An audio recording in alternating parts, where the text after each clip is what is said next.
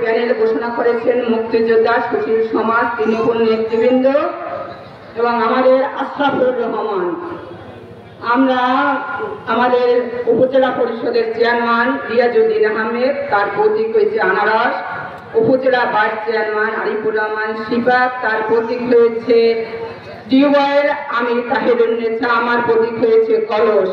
তাই আপনাদেরকে আমি জোর অনুরোধ করছি, আশরাফুর রহমানের মুখের দিকে তাকিয়ে আপনারা আমাদের প্যানেলকে ভোট দিবেন।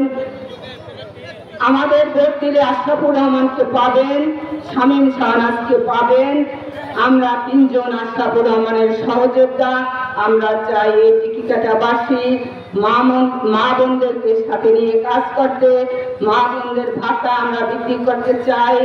আমরা চাই জয়িতা ফাউন্ডেশন করতে। আমরা অনেক কিছু আশা আছে আশরাফুর রহমানের মনে। আপনারা যদি আশরাফুর রহমানকে ভালোবাসেন তাহলে আমাদের এই প্যানেলে ভোট দিবেন। এই বলে আমি আমার সংক্ষিপ্ত বক্তব্য শেষ করছি। আল্লাহ হাফেজ। জয় বাংলা, জয় বঙ্গবন্ধু। আসসালামু আলাইকুম।